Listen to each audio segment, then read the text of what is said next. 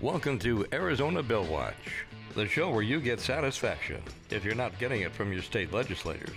We report and comment on what happens at the state legislature and alert you on what is coming up next. And now, here are the hosts of Arizona Bill Watch, Jose and Archie. Hello everyone, welcome to Arizona Bill Watch, the show that gives you satisfaction if you're not getting it from your state legislators. We do it by discussing in detail controversial and important bills. I am your host, Jose Borrajero, and I am here with co-host Archie Dixon. There's a lot going on at the Capitol, so stay tuned because we have a fantastic show for you today.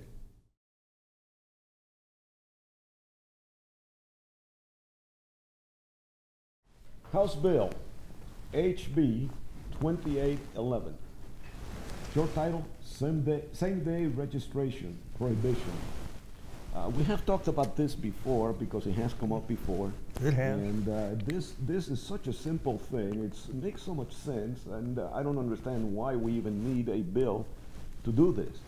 But all it does is that it prohibits a department, agency, division, etc., to register a person to vote on an election day and then deem that person eligible to vote in that election. It makes sense that you have a little bit of a lag time to make sure that the person is eligible, so you don't have to deal with it later. And also it increases the ability to spot if there is some kind of, well, if the person really was not eligible to vote in the first place. But there seems to be a lot of opposition to it. As a matter of fact, this bill has not been scheduled yet for a committee hearing in the Senate.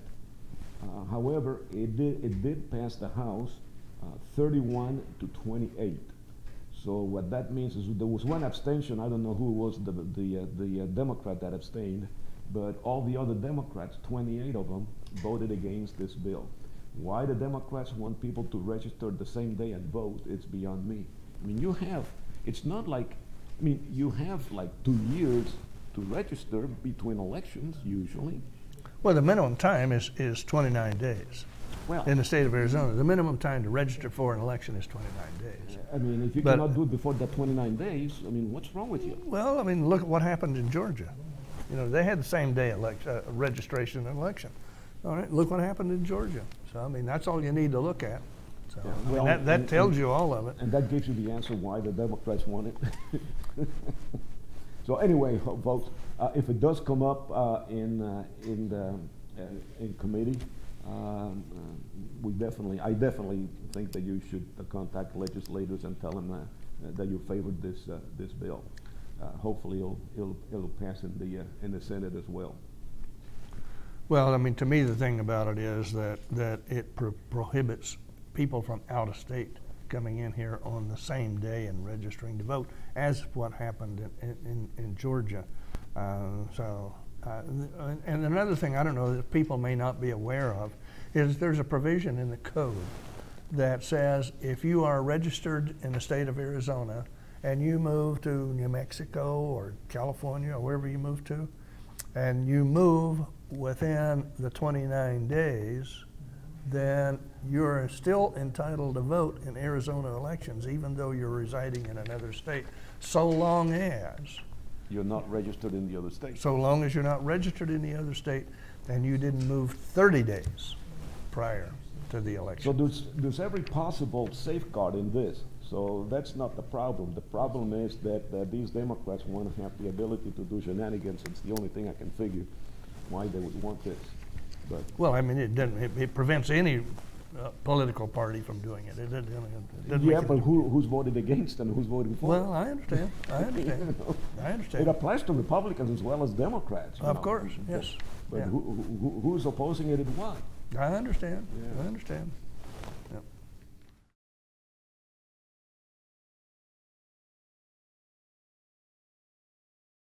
House Bill HCR 2005.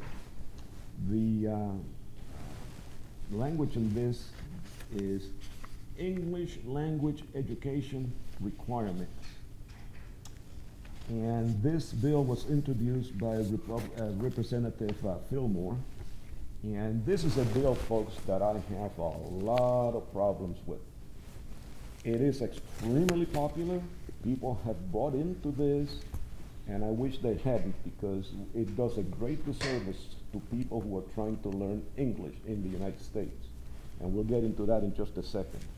But let me read to you first of all, there is a companion bill that originated in the Senate, which should be SCR 1020. They are identical. This is a common practice that you would have a bill in the House and a bill in the Senate doing the same thing, so to see which one advances and which one doesn't. They both advanced handily.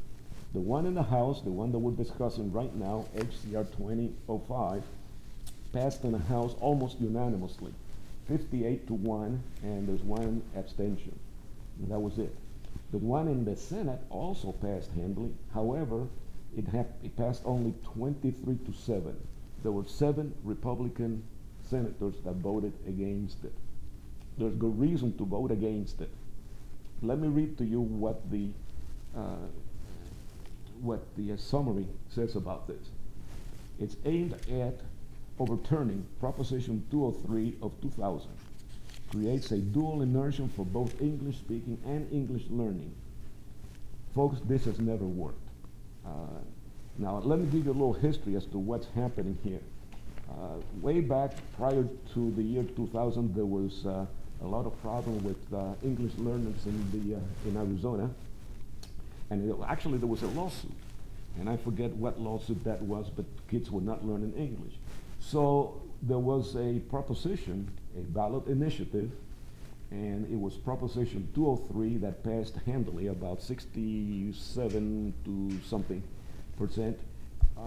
And it was Proposition 203, and what that did is that it mandated that kids, students, trying to learn English in the United States, that they would be immersed at least 4 hours a day into English only. Now, anybody who knows anything about learning a foreign language in a foreign land knows that the only way to learn that language properly is by immersing yourself into that language. Now, this was a modest requirement. It only required 4 hours a day of English immersion. The rest of the time, you could have Spanish classes, you can speak in Spanish, or, okay, it doesn't have to be Spanish, it could be any foreign language. Any foreign. But as a practical matter, most of the people who are here learning English are from Hispanic countries. Okay? So now we have Proposition 203. Now, what happened after that is that the requirements of Proposition 203 were never met by the schools. They fought this tooth and nail, and they went on to do other things. Like, for example, back in 2019, I believe it was, they messed with it so that to reduce the amount of immersion in the English, they reduced it from 4 to 2 hours a day. And then in the year 2000, that was last session, again, Representative Fillmore had a similar, in fact, I think it was the exact same bill last year, and that again passed in the House, well, passed committee, but then it was killed in another committee.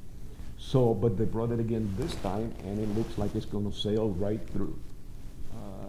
Now, I don't know how many of you actually watched the committee hearing in the Education Committee for this bill.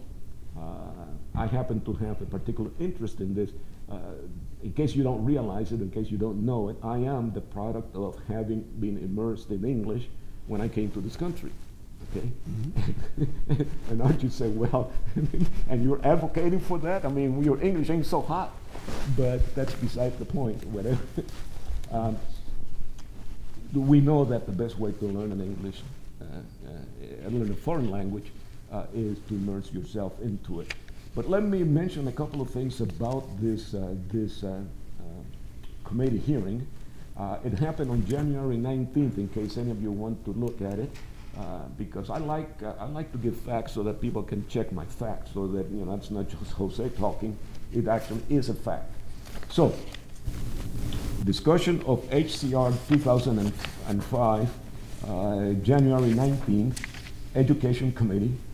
Now, this committee hearing lasted about 3 or 4 hours. So this particular bill started, the discussion for this particular bill started at hour 2, minute 24. So 2:24. So if you want to advance to that point so you can hear what they have to say, that's where you would go. Now, if you continue to watch and you get to 2:35, in other words, 2 hours, 35 minutes, the chairman of the committee, Chairman Udall, admits that English learners are not being immersed. She claims that instead they're placed with other kids and they are speaking Spanish. Now, and then she goes on to say, that's why we need to change. So, they're not doing it, but we need to get rid of it. Mm-hmm. It's failing because they're not doing it, but we need to get rid of it. Mm-hmm. And folks, she actually said it with a straight face. Mm-hmm. Okay? Then, if you go to 2-39, in other words, 4 minutes later, Representative John asked how, and this is a good question, how is the current law causing these kids to be lumped in Spanish speaking and not actually being immersed in English? And a guy that is spearheading this, and I don't know what his position is or his qualifications or whatever, his name is something Esposito. Mm-hmm. He went into about a 3-minute double speak. He never answered the question. But I know the answer to that. I mean, everybody knows the answer to that. They just didn't want to do it. They just allowed the kids to be, lumped all together and speak Spanish and have a big party. And they wanted this to fail so that they could get rid of it. And so now we're in a situation where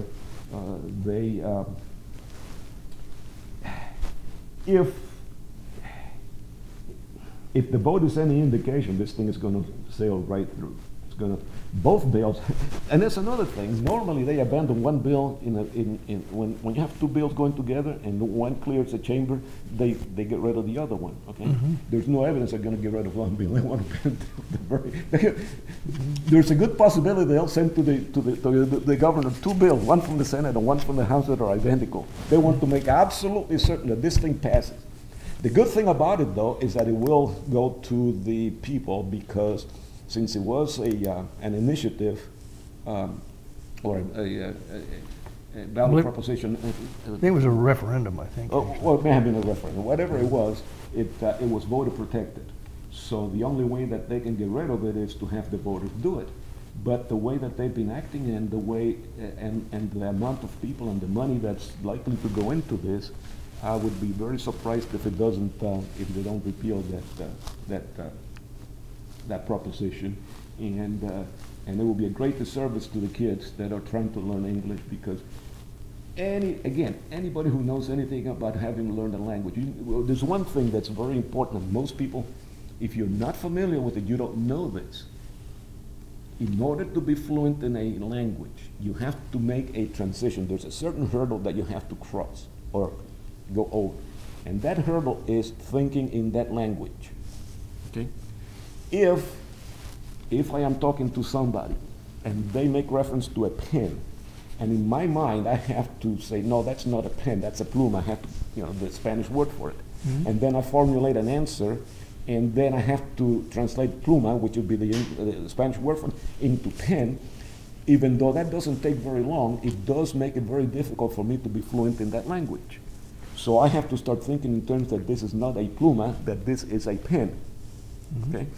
That will never happen if I am doing this in a dual language, because I keep on translating back and forth. Mm-hmm. I have to cross that hurdle. Mm-hmm. These kids will never cross that hurdle if we insist on teaching them in Spanish and English. I have said enough about it. I think next time I'll tell you how I really feel about this bill. I was going to say, I wasn't aware that, that you were so emphatic about this bill. Well, I just assumed that, at I your really age, shouldn't give a damn. you already knew how to speak English. Here's the thing. If all of these Democrats that these Democrats keep on being reelected by substantially Hispanic people, okay?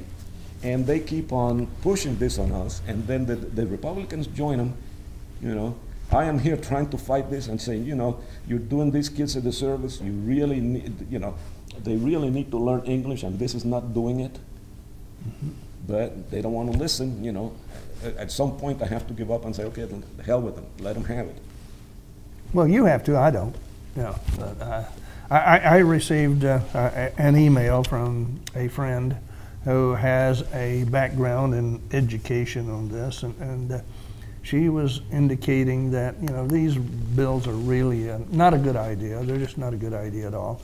And she went on to point out that in the Tucson Unified School District, that the 4 hours has already been reduced down to 30 minutes. And that as a result of that downgrading, that only 30% of the Spanish language students can pass. And that's the argument, and that's the argument they're using to say this thing is not working, we have to change it. Yeah. And it's not working because they're not doing it. I understand, but Jose, I've got a totally different reason for opposing this than do you, I suppose. Maybe it's just a matter of a degree or points or point of view or whatever.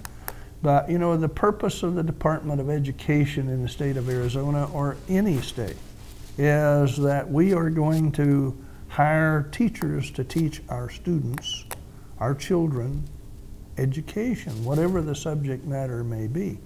Now, when we do that, we make a commitment that we're going to pay those teachers a good living wage, whatever that might be, and we have to determine that. But then their job is to teach those students so that those students can then go out into the great unwashed public, as it were, and be able to live full, productive lives. Now, it doesn't take a really smart individual to know that if you cannot read and write the language in the community in which you live, then you cannot live a full, productive life. You may be able to do that in a community which speaks only the language that you speak, but you can't do it across the borders in everything. And that's what this bill is basically doing. It's taking away all of that information. I do not, for the life of me, understand why that they want to repeal a code section dealing with definitions. What's the purpose of it? It only provides definition as to what's a bilingual education, what's an English language. Why repeal that? There's no purpose in repealing that. They also want to repeal 752. Actually, this bill repeals 5 code sections. And I don't see any reason to repeal any of them. There's no basis for it. Now, if you go to, and the last figure I saw from the National Educators Association is that students in the state of Arizona, 40% of the students graduating from the 12th grade could neither read nor write proficiently at grade level. Now, this is after we passed 203 and mandated that our teachers teach our students how to the subject course matter, and they're just not doing it. So now this bill is going to get away even further from requiring them to teach the subject matter, and it's just not a good idea. Folks, I'm going to tell you again, you don't have to take my opinion, and in my opinion, you don't have to take Jose's opinion. But what I really think you have to do is you really need to read the bills. If you don't read the bills and do some research on this, you'll have no idea exactly what your legislators are doing to you. And to that extent, there is a provision that I saw recently read. And here's something that it pointed out to me, and I didn't realize that it was this severe. It says that 99.9% of Americans have little to no political influence over public policy, public officials, laws, and candidates. 99.9%. Why? Because you don't read the bills and you don't get out and work. All right? Jose and I are here. We're trying to give you some information on these bills. Whether you listen to it or not is up to you. But if you don't get involved, then it's your problem, because you're the one that is allowing your legislators to get away with this crap. And this bill is an absolute no.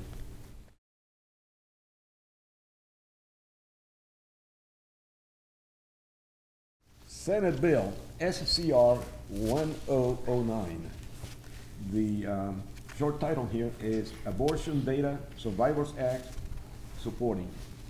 And it was introduced by Senator Kerr. Now, this bill is one of those bills that it's basically, well, it doesn't have the power of a law, just a resolution indicating that the body, in this case would be the Senate or the House or both, is in favor of certain things, but they have no power to change it. What is it that they're supporting? Okay, reading from the summary, supports the enactment of born alive abortion survivors protection and the ensuring accurate and complete abortion data reporting.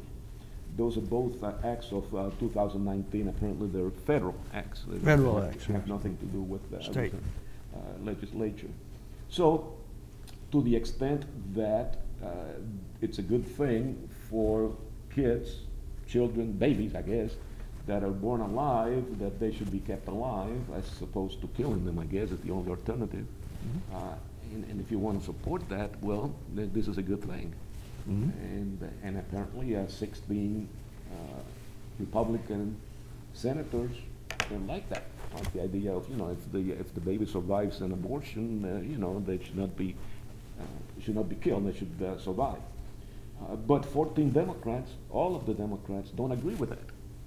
So when it went to the full body of the Senate, the vote was 16 to 14 along party lines. So it will be in the House Health and Human Services Committee, and it will be on Monday. And I suggest that if you are inclined to contact your legislators, and I hope you are, I suggest that you contact the members of the House Health and Human Services Committee and express your support for this bill, even though it will have no effect one way or the other, if it passes or not. It doesn't actually change anything other than making a point. Yeah, there's, you have the sponsor on this, and then you have 15 co-sponsors. So there's a total of 15 senators that signed off on this bill. Now, I understand this is nothing other than a manifestation of what their own personal opinion is, and that's well and good. I don't have a problem with that.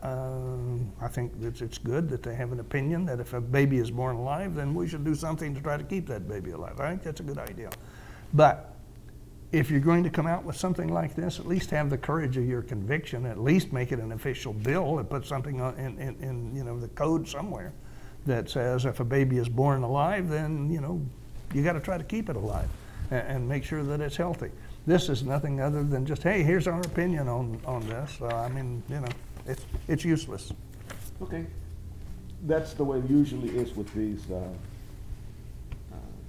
resolutions that they don't have the power of law. So. Mm-hmm.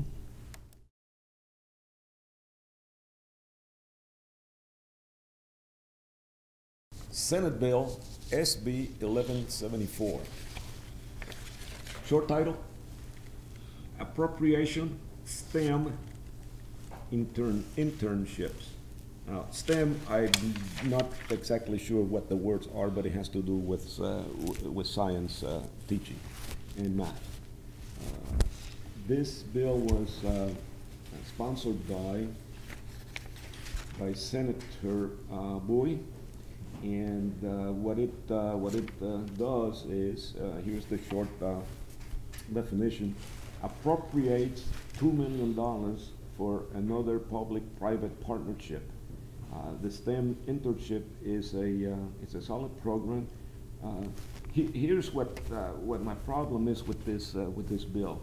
Well, first of all, it's one of those private-public partnership, and anytime that happens, the taxpayer ends up at the short end of the stick, because you have these people doing private things with public money. Unless you have very strict oversight, they usually do not work very well. That's number one. Number two is that the private party to this is the Arizona Commerce Authority. And again, I don't know how good they are or whatever, but to me it doesn't make a whole lot of sense. And the other thing I don't like about it is that why do we need to spend an additional $2 million? Why can this not be part of what we are already spending on education? It's not like we are not spending enough. I know some Democrats would argue with that, but anyway. And the other thing that I don't like about it is that it is exempt from the requirements of ARS 13-190. And of course, I don't expect you to know what 35-190 is. That is the statute that says if you don't use the money that was allocated to you, then you have to turn it back. It's referred to as the anti-lapse statute. Right, it's an anti-lapse statute. Now, anytime you make an appropriation exempt from that requirement, all you're saying to the people involved is this is a slush fund. You spend the money, but if you don't spend it, you keep it and use it for whatever else you want to use it. That's basically what it does. So because of those three reasons, I really don't like this bill. Now, it is going to be heard in the House Education Committee on Tuesday. Now, it did pass the House, but it was not unanimous. It was 24-5. So, 5, and it happens to be 5 Republicans. 5 Republicans said, you know, we don't like what this bill does. And good for them. And should I out them? Tell them who the... Sure, why not? Okay.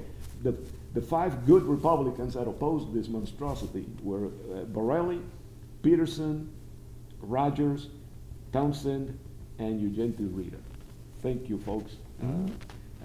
It wasn't enough. The bill still passed, but at least you made the effort. So, again, it's going to be in the Education Committee, and I would vote no on this bill. Well, last year, if my recollection is correct, between state, county, and federal funds, the Education Department in the state of Arizona received somewhere around $10 billion. Now, out of that, I think there was somewhere around $6 billion that came out of the state budget. Now, this is an appropriation bill. It is appropriating $2 million. And you say, the greatest strength of things, what is $2 million? Well, let me tell you what $2 million is.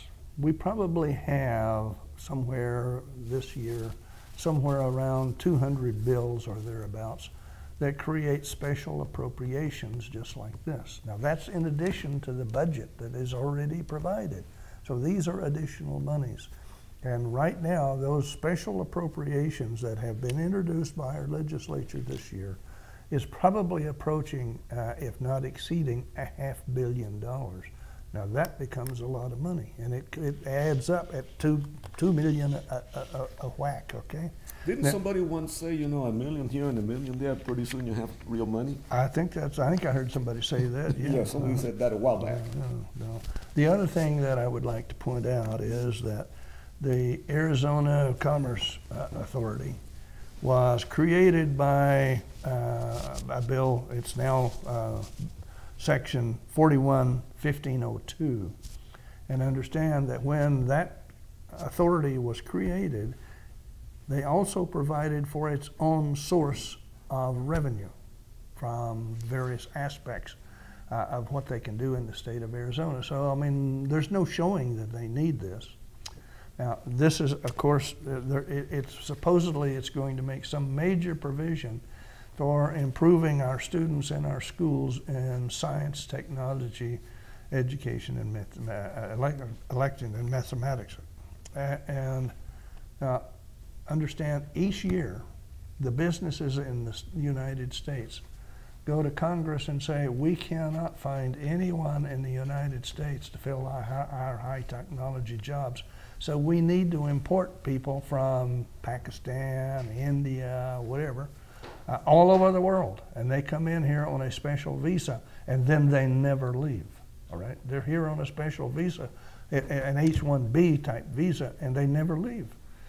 And our schools, which we are paying billions of dollars a year to teach our students these kinds of things, they're not doing their job. They're just simply not. There's no reason for this bill. Now, if you break that $2 million down as to how it's supposed to be spent, 55% was to go to high school, graduate, college, university students, all right? 20% to go to graduate level college and university students. 20% to go to kindergarten through K-12, through 12th grade teachers. Doesn't go to the students, it goes to the teachers. And 5% is for administration costs. So 25% of this bill goes for administration and goes to teachers' salaries. It doesn't have anything to do with educating anybody. My suggestion is you read the bill and then you call your legislators and say, hey, vote no on this. It's a terrible bill. I'll second that. Cut.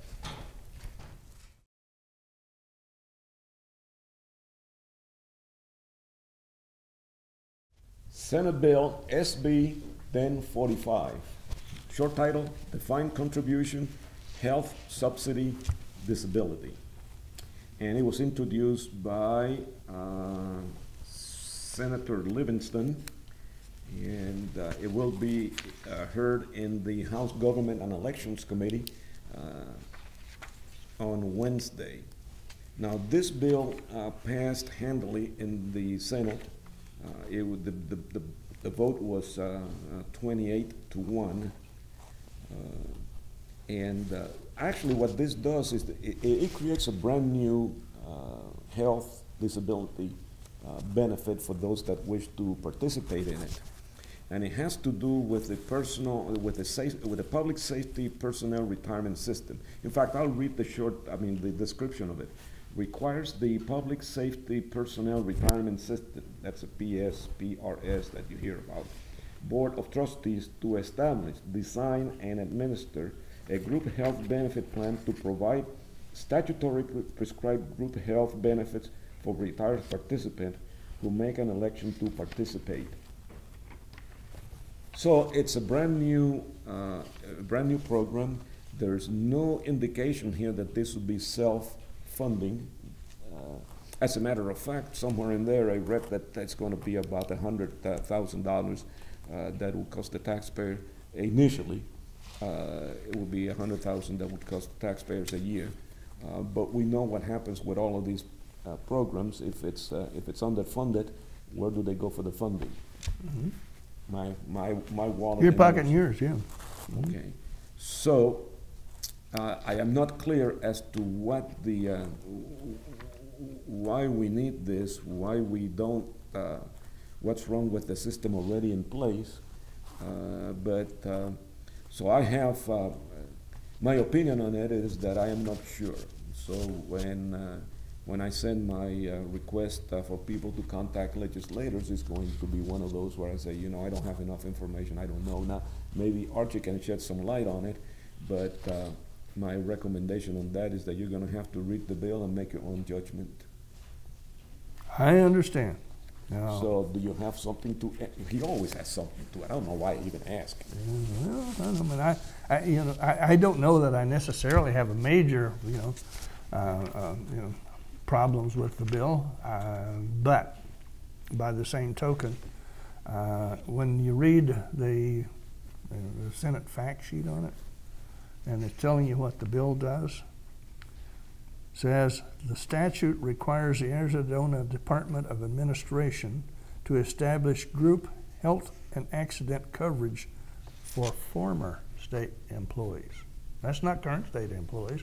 You know, this is for retirees. I understand, but I mean, when you are currently employed, you have a health insurance plan that you're covered as a, as a current state or county or city employee.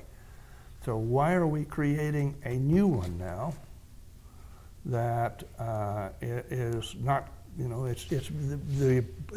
as a retired employee, you're now losing the health insurance benefits that you had before, and now they're creating this plan for you to opt in. Why would you do that? It makes absolutely no sense. This is an optional program for you to opt in, and they're going to take a percentage of whatever money you receive in your retirement benefits and put it into this program, and then your employer, whatever department of the state fund or county city fund was that you can opt into, and they're going to pay in an additional 3%. So 6% is going in to cover this. All right. Now, I suppose there's no major problem with that until I get over to the fact that this trust that's going to be created, and there's a provision, it says, notwithstanding subsection A of this section, if the board dissolves the trust created pursuant to this section, any remaining assets shall be returned to the employers that have contributed to the trust in such amounts as the board determines. So if you're an employee and not the employer, and they terminate the trust, you've just lost the money you put in, but the board gets theirs back. So I think our legislators need to give some more thought to this. I don't know that it's a bad idea. A defined contribution program is good, but there's some weak points on this one, and I think that is a very weak point. I think they need to correct it. And it will be easily corrected, because all you have to do is add 2 words to that provision, okay? To the employer and employee. That would help, yes. Yeah. If that were the case, I would be more likely to say, okay, this is a good deal. As it is, I'm going to say, I don't know for sure. Do what you want. No, there's no guarantee under this that it's going to be self-sufficient, self-funding either. And it's just another bill. You have to understand that almost all of the public pensions in the state of Arizona are grossly underfunded. Yeah, that's another thing. The part of it is going to be supplied by the employer, but what is there to make sure that they do not underfund it, just like they've underfunded the rest of the PRS retirement system? Yeah, almost all of them, of the pension plans in the state of Arizona, the public pension plans are underfunded. And some of them are only funded to the extent of 60%. So that means if something happens, you and I are going to have to reach into our pocket again and try to make the employees whole. I think they need to do something about making the pension funds, fully funded. Yeah.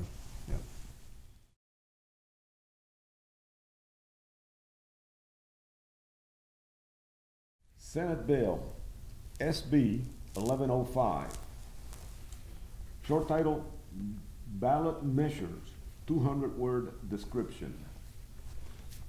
This is a common sense bill, really. I mean, it cleared the Senate 17 to 13. And it's going to be heard in the House Government and Elections Committee on Wednesday. The description of it is actually quite simple. For ballot measures, whatever that ballot measure happens to be, it increases the limit of words in the description from 100 to 200. The reason for that is obvious. The more you say about the proposition, the more that you and I, the voters, can see what it does and whether we should vote for it or against it. It makes a lot of sense to go from 100 to 200. Still, 13 Democrat senators voted against it. Now, why would they be against increasing the wording from 100 to 200? I mean, are they trying to save ink? What's the point? Who knows? You'd have to talk to them. But at least there's one. And I don't know if I should out him. He may get in trouble with the Democrats. Yeah, no reason to create a problem. Yeah. No, but I will out him anyway because I mean it's a public vote. Come on now. It was Senator Bowie that voted against. I voted for it. So he crossed from across the divide there and joined the Republican, which is a rare occasion. But he joined the Republicans, so he made it 17 to 13, and the bill passed. And when it does come up, and it will come up on Wednesday, my recommendation is that you contact the members of the House Government and Elections Committee and express your opinion in favor of this bill. Unless Archie has a different opinion, which sometimes he does, sometimes he doesn't. Well, I mean, I do, as a matter of fact. I mean, I agree with basically the concept of the bill. But I don't know about you, but I don't know if you've ever seen an attorney that can write stuff in 200 words or less. I think 200 words is not enough word limit for the provision. But it doubles the 100 words that we currently have. Now, my recollection is this is a bill that was introduced by Mr. Mesnard. And my recollection is that a former version of this bill, and this is an amended bill as I recall, that there was a provision in there that 100-word provision in the opening paragraph, introductory paragraph of the referendum or the initiative had to include every relief that you were seeking in your referendum or your initiative. That you couldn't have anything hanging around on the outside. It had to include it all. And that has all been removed from this particular bill.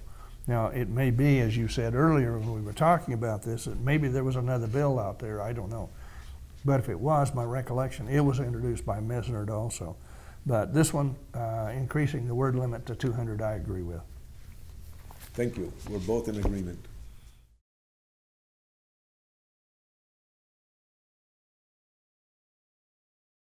Senate Bill SB 1485. Short title, Early Voting List Eligibility. This bill is one that, well, it was amended with a strike everything amendment, and a lot of times we don't like those, but this happens to be one of the better ones. It was introduced by Senator Ugenti Rita, and it will be heard in the House Government and Elections Committee on Wednesday. This would be a good time to point out we haven't been doing this, but it's a good idea to remind folks that you're seeing all these Senate bills being heard in the House. That's because they cleared the Senate and now they went back and started the process all over again in the House, and vice versa. Whatever cleared the Senate goes to the House. Whatever cleared the House goes to the Senate. Anyway, House Government and Elections Committee on Wednesday, it passed the Senate 16 to 14, and that means, well, it was along party lines, and again, we have a situation where all the Democrats are opposed to this bill. And this is what the bill does, very simply. It says that if you are part of what used to be called, and if this bill succeeds, it will no longer be called permanent early vote. It will be just early voting. It should not be permanent, but regardless, what happens here is that if you have not used it in 2 consecutive cycles, in other words, 2 years where there was a primary and general election. Primary and a general, and 2 cycles, not just 1, but 2, and you have not voted early, then you're removed from that list. Now, they make it sound like this is to curtail, this is voter restriction. No, you can still vote, You can still re-register. You can still do all, not re-register, but reapply to be put on the ballot. You're given every opportunity to remain on the early ballot. It does not in any way, shape, or form affect your ability to vote. All it does is that if you don't use it, they take you off, so you can always start all over again. But there is a stiff opposition from the Democrats, and I don't understand why. Some people who are more, some people would say that it's because these early ballots are a good source of potential fraud, and so maybe that's the case, but regardless. It's going to be in the House Government and Elections Committee, and my take on that is that we should contact the legislators and express our support for this bill. I agree with part of it. I disagree with part of it. Okay. If you're on the early voting list, which, you know, if this passes now, it'll be early voting list, not permanent early voting list. And getting rid of the word permanent, I think, is probably a pretty good idea, since not many things are permanent. But what it provides is that if you fail to vote in a primary and a general election for two separate provisions, elections, that's a minimum of over 4 years between the time that you didn't vote. So there's 4 years that you failed to mail in your ballots. Now, under the provisions of this, if that happens, you're removed from the list where ballots are sent out to you at your home, and you can sit at your dining room table and fill them out and mail them back in. I think that's a great idea. What I disagree with it about is that it says if they send you that notice out that you've been removed from the early voting list, then they basically have to beg you to sign up again. I disagree with that. There's nothing in this bill that removes your ability to cast your ballot in any election that you want to appear and cast your ballot in. But I don't think that the county needs to be expending money, sending out letters to you, begging you to sign up to be on the early voting list. There's precincts that all you got to do is get in your car and drive 5 or 10 minutes to the precinct, get out of your car, wait in line, and vote, just like me and everybody else that does it. So no, I'm totally against the provision of begging somebody that's been removed to get back on it. I think that's ridiculous. Well, but we have to go with what, unless the bill is amended somewhere along the line, and it's not likely to happen, it's a good bill, in my opinion. So I would vote for it. I would too, but I'd probably offer an amendment to get rid of that provision. But then I'm not a member of the legislature. So. Well, but we made the suggestion. I know. We made the suggestion. They don't listen to us. No, they won't. If they did, they might just do that. That's like, you remember that thing I said about 99.9% have no control over what happens in the legislature? No, we have no control over what happens in the legislature. You and I don't. They're going to do what they want to do. Yeah, but at least we can complain and bitch and moan about it. That's right, yeah, and I do that a lot, yeah. Yeah, so do I.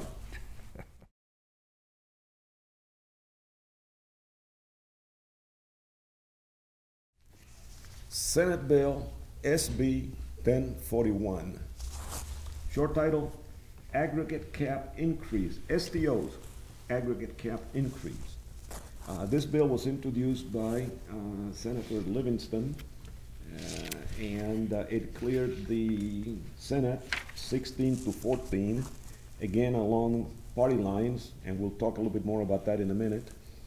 It will be in the House Ways and Means Committee on Wednesday.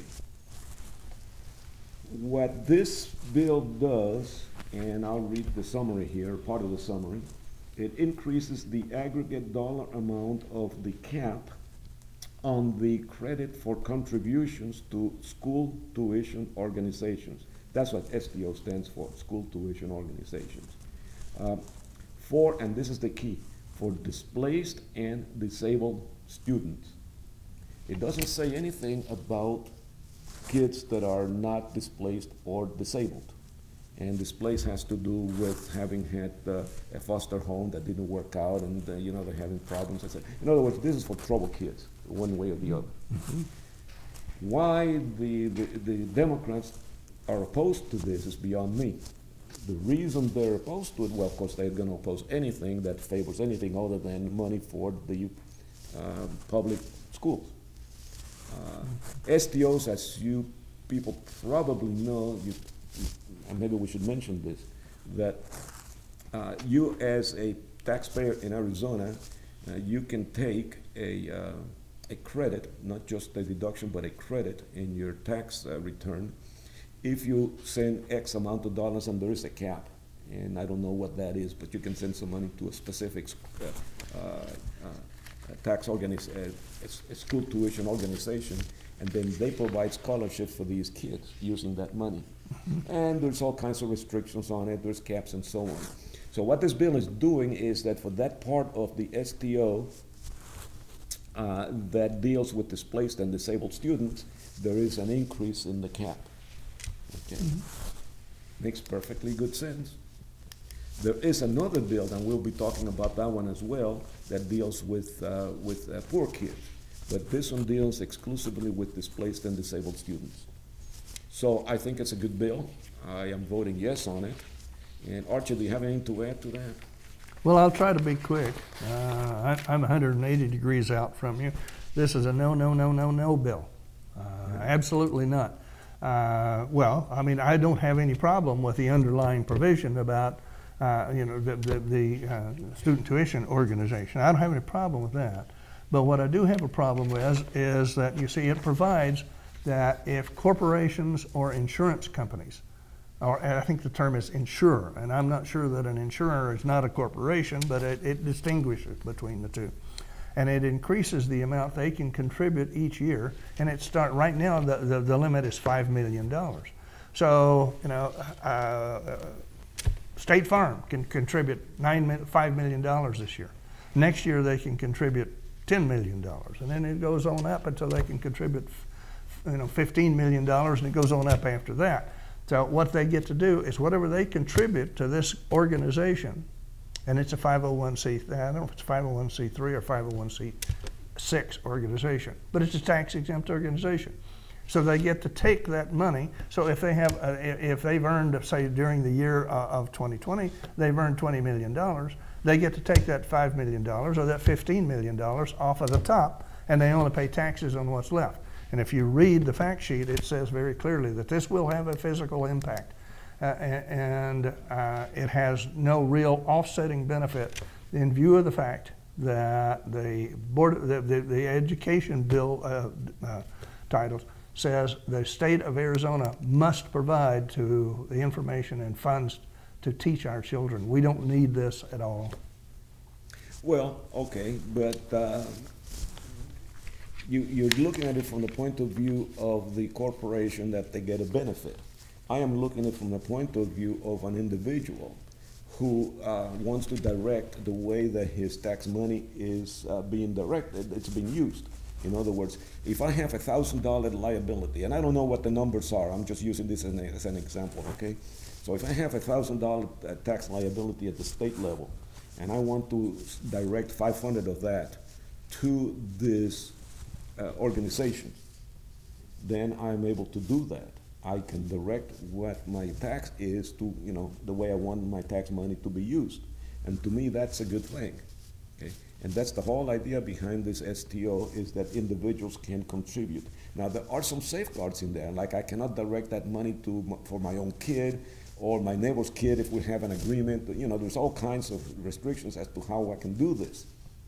Safeguards.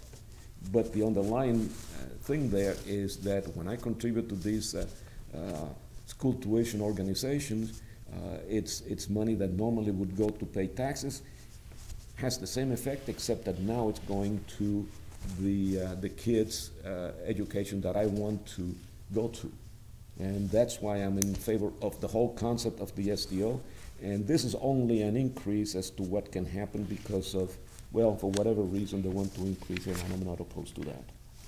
All right, well, okay. So we'll disagree on that, but... Well, I mean, I'd like to point out, I mean, you're talking about an individual, and I don't have a problem with that. Here we're talking about corporations, and we're not talking about $100 or $200. We're talking about the current amount is $5 million.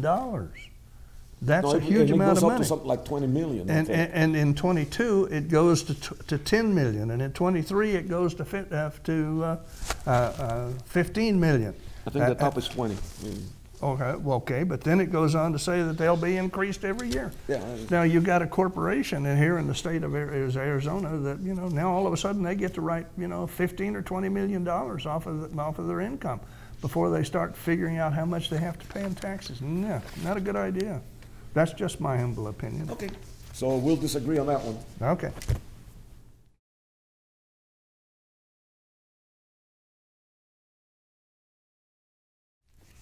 Senate Bill SB 1041. Short title, Aggregate Cap Increase, STOs, Aggregate Cap Increase. This bill was introduced by Senator Livingston, and it cleared the Senate 16-14, again along party lines, and we'll talk a little bit more about that in a minute. It will be in the House Ways and Means Committee on Wednesday. What this bill does, and I'll read the summary here, part of the summary, it increases the aggregate dollar amount of the cap on the credit for contributions to school tuition organizations. That's what STO stands for, school tuition organizations. For, and this is the key, for displaced and disabled students. It doesn't say anything about kids that are not displaced or disabled. And displaced has to do with having had a foster home that didn't work out, and they're having problems. In other words, this is for troubled kids, one way or the other. Mm-hmm. Why the Democrats are opposed to this is beyond me. The reason they're opposed to it, well, of course, they're going to oppose anything that favors anything other than money for the public schools. STOs, as you people probably know, and maybe we should mention this, that you as a taxpayer in Arizona, you can take a credit, not just a deduction, but a credit in your tax return if you send X amount of dollars, and there is a cap. And I don't know what that is, but you can send some money to a specific a school tuition organization, and then they provide scholarships for these kids using that money. Mm-hmm. And there's all kinds of restrictions on it, there's caps and so on. So what this bill is doing is that for that part of the STO that deals with displaced and disabled students, there is an increase in the cap. Okay. Mm-hmm. Makes perfectly good sense. There is another bill, and we'll be talking about that one as well, that deals with poor kids. But this one deals exclusively with displaced and disabled students. So I think it's a good bill. I am voting yes on it. And Archie, do you have anything to add to that? Well, I'll try to be quick. I'm 180 degrees out from you. This is a no bill. Absolutely not. Well, I mean, I don't have any problem with the underlying provision about the student tuition organization. I don't have any problem with that. But what I do have a problem with is that, you see, it provides that if corporations or insurance companies, or I think the term is insurer, and I'm not sure that an insurer is not a corporation, but it distinguishes between the two. And it increases the amount they can contribute each year, and right now the limit is $5 million. So, State Farm can contribute $5 million this year. Next year they can contribute $10 million, and then it goes on up until they can contribute $15 million, and it goes on up after that. So what they get to do is whatever they contribute to this organization, and it's a 501c, I don't know if it's 501c3 or 501c6 organization, but it's a tax-exempt organization. So they get to take that money. So if they have, if they've earned, say, during the year of 2020, they've earned $20 million, they get to take that $5 million or that $15 million off of the top, and they only pay taxes on what's left. And if you read the fact sheet, it says very clearly that this will have a physical impact, and it has no real offsetting benefit in view of the fact that the education bill titles says the state of Arizona must provide to the information and funds to teach our children. We don't need this at all. Well, okay, but you're looking at it from the point of view of the corporation that they get a benefit. I am looking at it from the point of view of an individual who wants to direct the way that his tax money is being directed, it's being used. In other words, if I have $1,000 liability, and I don't know what the numbers are, I'm just using this as an example, okay? So if I have $1,000 tax liability at the state level, and I want to direct 500 of that to this organization, then I'm able to do that. I can direct what my tax is to, you know, the way I want my tax money to be used. And to me, that's a good thing, okay? And that's the whole idea behind this STO, is that individuals can contribute. Now, there are some safeguards in there, like I cannot direct that money for my own kid or my neighbor's kid if we have an agreement. You know, there's all kinds of restrictions as to how I can do this. Safeguards.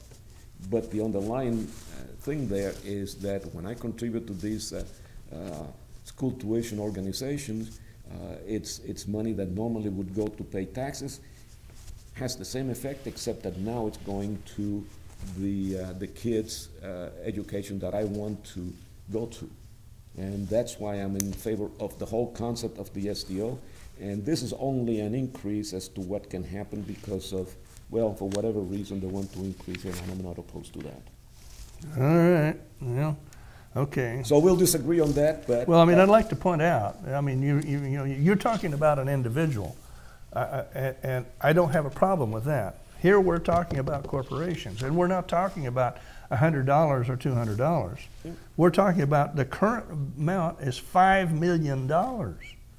That's a huge amount of money. It goes up to something like 20 million. And in 22, it goes to 10 million, and in 23, it goes to 15 million. I think the top is 20.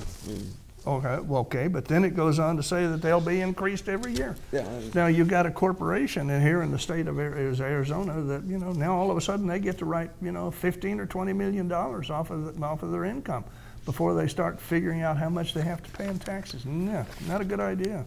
That's just my humble opinion. Okay, so we'll disagree on that one. Okay.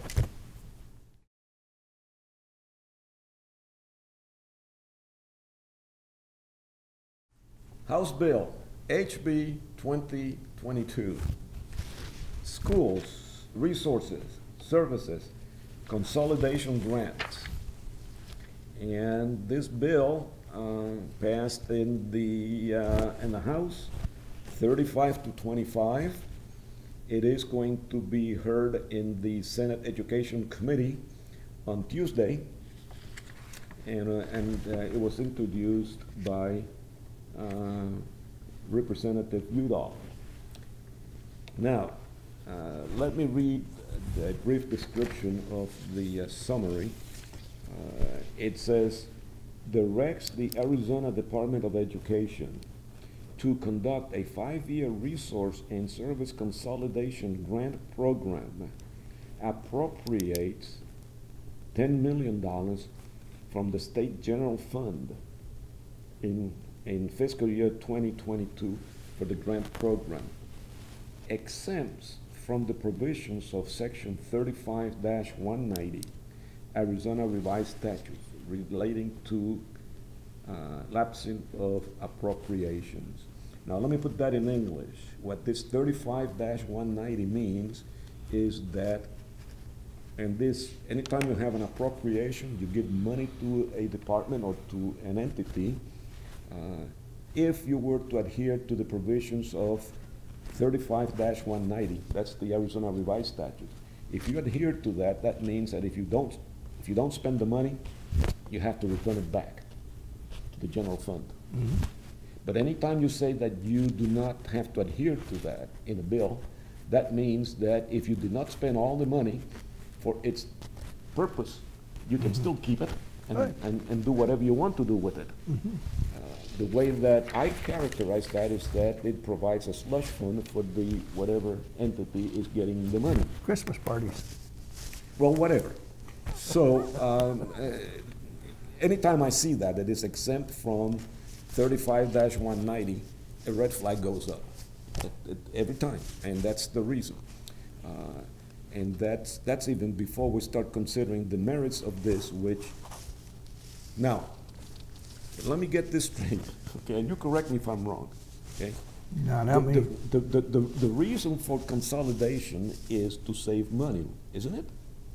Oh, you'd think so, yeah. Yeah, I mean, you know, if you're gonna have two separate buses, and you could get by with one for two districts, or if, you know, if you're going to save money by consolidation. Why in the world do you need $10 million to get this going? Well, that's only part of it, Jose. Well, no, I know that's just the beginning. I understand that.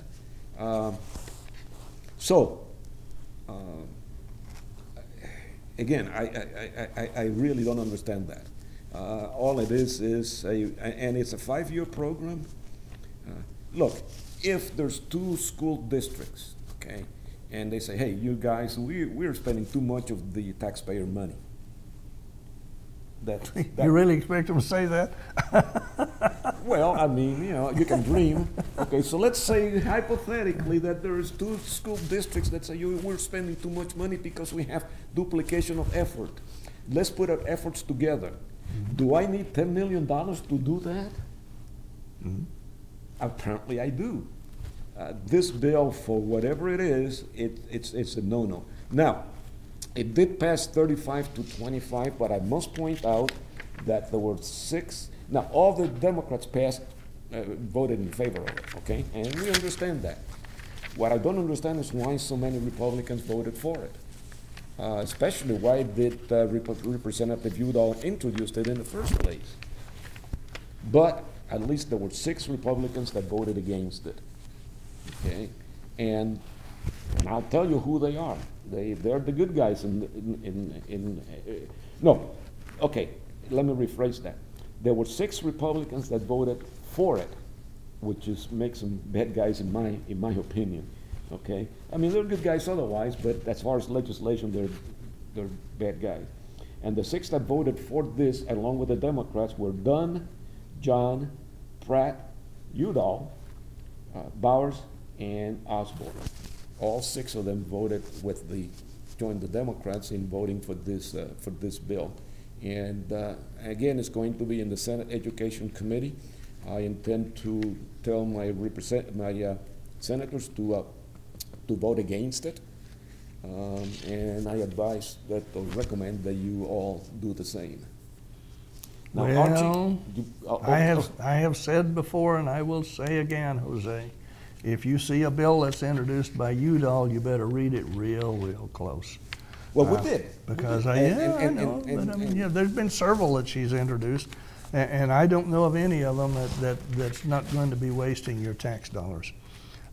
This, incidentally, is a floor amendment, which basically, as I understand it, was a strike all, so that she has basically rewritten a previous bill that she had introduced. Yeah, so I mean, it reduces it way down. Instead of having, you know, like 15 or 16 pages, it's now down to only 2. But you know, this is a 5-year program, right? She appropriates only $10 million for the first year. What happens to year 2, 3, 4, and 5? How much is going to be appropriated in those years, and for what purpose? And they're all exempt from the lapse provision of the statutes. And I have another problem.